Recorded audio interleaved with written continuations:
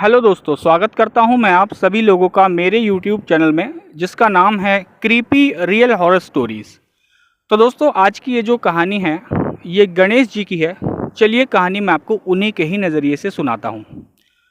मेरा नाम गणेश है और ये जो घटना मैं आप सभी लोगों के साथ शेयर करने जा रहा हूं, ये घटना मेरे चाचा जी के साथ घटी। बिल्कुल सच्ची और खौफनाक घटना है। मेरे चाचा जी हैं जिनका नाम राकेश है। दरअसल हुआ ये था कि वो शादी में से आ रहे थे रात के समय, मतलब किसी दूसरी जगह पे गए हुए थे और ट्रेन से उनको वापस आना था। और ट्रेन जो थी उनकी लगभग 11:30 बजे था जो उनको उतरना था।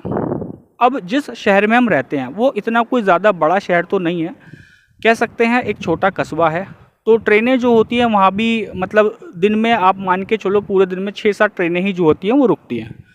और रात की जो सबसे आखिरी ट्रेन है वो लगभग 11:30 बजे की है, जिससे मेरे जो चाचा जी हैं वो वापस घर आ रहे थे।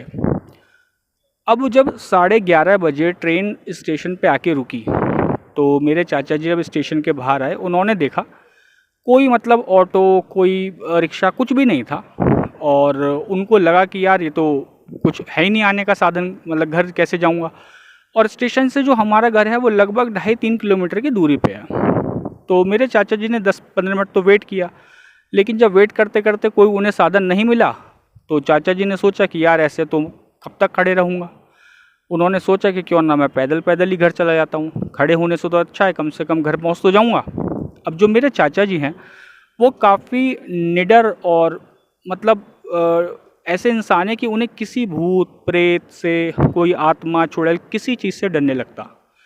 वो रात को कभी भी किसी भी समय जो है कहीं भी चले जाते हैं। तो जब मेरे चाचा जी पैदल चलते चलते आ रहे थे तो स्टेशन से निकल के थोड़ी सी दूरी पर जो था रास्ते पे जो है स्ट्रीट लाइटें लगी हुई थी, तो अंधेरी की कोई दिक्कत थी नहीं। लेकिन जहाँ से स्ट्रीट लाइटें ख़त्म हो गई वहाँ आगे जो था काफ़ी अंधेरा था और बीच में थोड़ी सी जगह पे जो है खेतों का रास्ता भी था। तो जब मेरे चाचा जी वो खेतों वाला जो कच्चा रास्ता था वहाँ से जब निकल के जा रहे थे तो उन्होंने देखा रास्ते के कोने में उन्हें कोई खड़ा हुआ दिखाई दिया। उनको लगा कि हो सकता है कोई गांव का ही आदमी होगा, शायद अपने खेतों की देखभाल करने के लिए, शायद हो सकता है खेतों में पानी वानी लगाने आया हो। तो मेरे चाचा जी ने ऐसा सोचा कि कोई हो सकता है अपने गांव का ही कोई बंदा हो। तो जब मेरे चाचा जी उसके पास आए तो उन्होंने देखा कि वो एक जो है बुज़ुर्ग औरत थी। उसने लाठी हाथ में ली हुई थी और कमर उसकी थोड़ी झुकी हुई थी और उन्होंने कंबल ओढ़ा हुआ था। कंबल उन्होंने सर से लेके और पूरे जैसे शरीर पर लपेट लेते हैं ना, इस तरीके से लपेटा हुआ था।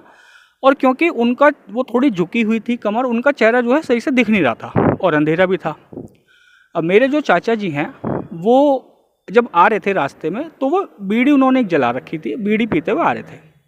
तो मेरे चाचा जी ने पूछा उनसे कि अम्मा यहाँ कैसे खड़ी हो।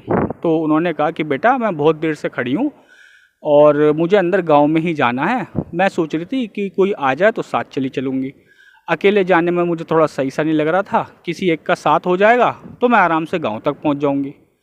वो मेरे चाचा जी ने कहा चलो अम्मा ठीक है, कोई बात नहीं, आप मेरे साथ साथ चलो।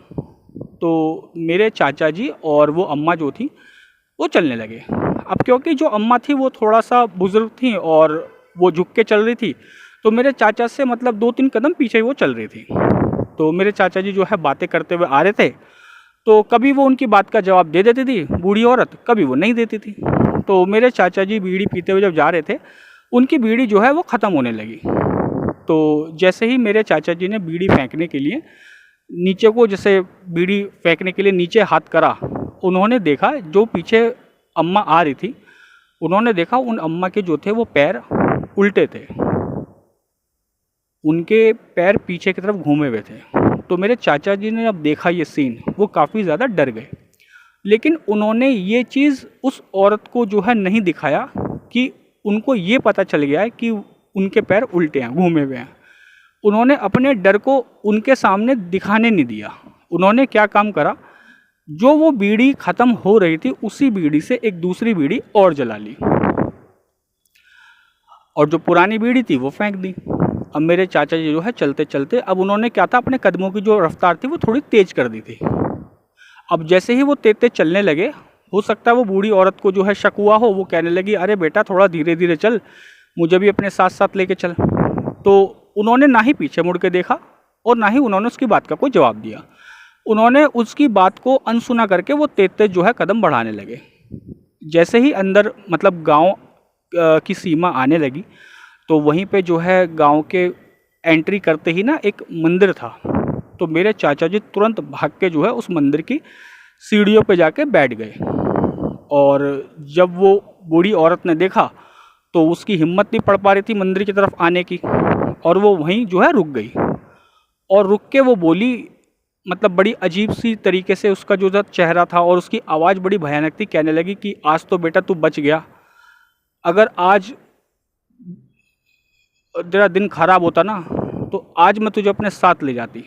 ऐसा कह के जो है वो बूढ़ी औरत हंसती हुई जो है आसमान में एकदम मतलब धुएं की तरह जो है वो गायब सी हो गई। फिर मेरे जो चाचा जी थे उनकी हिम्मत तो पड़ नहीं रही थी जाने की, वो रात भर जो है मंदिर में ही रहे। तो जब थोड़ा थोड़ा दिन निकलना स्टार्ट हो गया, जब लोग गांव के लोग जो है आने जाने लगे, तब मेरे चाचा जी मंदिर से उठ के वापस जो है घर पहुंचे। फिर उन्होंने जो रात की आप बीती थी उन्होंने अपने घर वालों को बताई। तो घर वालों ने कहा कि हो सकता है वो कोई चुड़ैल कोई होगी जो कि तुम्हारे पीछे लग गई थी, लेकिन भगवान का शुक्र है कि तुम जल्दी से भाग के जो है मंदिर की तरफ आ गए, इसलिए तुम बच गए, वरना पता नहीं कल रात क्या हो जाता। तो दोस्तों ये थी कहानी गणेश जी की, जो उनके चाचा जी के साथ बीती थी। उम्मीद करता हूँ कि आपको कहानी पसंद आई होगी। अगर आपको हमारे चैनल पे अपलोड की हुई कहानियाँ पसंद हैं तो आप हमारे चैनल को सब्सक्राइब कीजिएगा, वीडियो को लाइक कीजिएगा, कमेंट कीजिएगा एंड शेयर कीजिएगा। थैंक यू दोस्तों।